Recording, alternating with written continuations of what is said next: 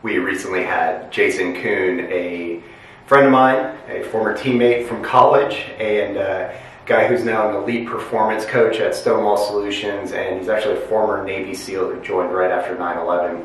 We had him up to Michigan for a few events, actually 3 events over a day and a half, and I got to hear Jason speak about the fundamentals of winning, and that's really his core concepts and what he teaches.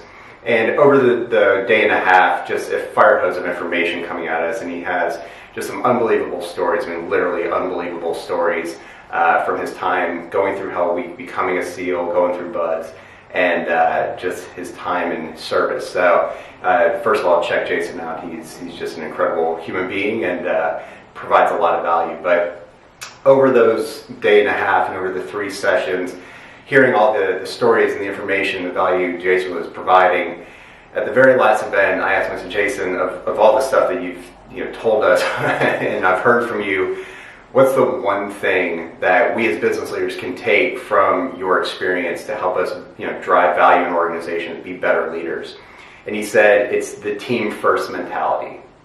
So being more about the team instead of yourself and being selfish. As he says, it's for each other.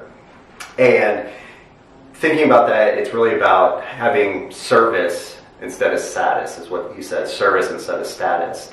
And when you think about that, what if your team had that instilled in them, of being of service to the rest of their team instead of worrying about their status, about being recognized for what they're doing well, trying to climb that corporate ladder. And so it was a really interesting take to hear of all the 18 fundamentals of winning. He really boiled it down to being a team player first, or that team first mentality. And in that final event also, we had a bunch of people there, and Paul Davis, shout out to Paul Davis, former NBA player, Michigan State basketball player.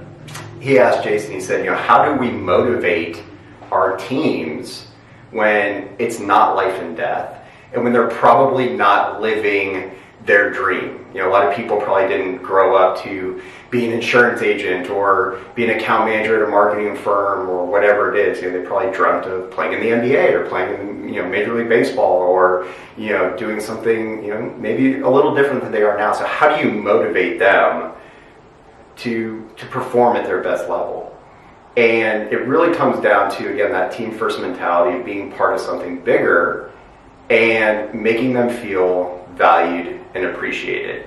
Making them feel valued and appreciated is something that we've talked about a lot so far. Sean's done quite a few videos talking about our E3 process.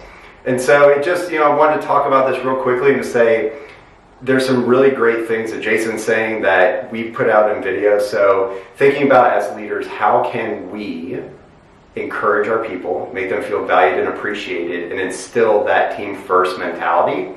Because if it works to get someone through BUDS and to become a Navy SEAL, and it helps him in the most high pressure situations, maybe we could learn a little something and bring that to our corporate teams.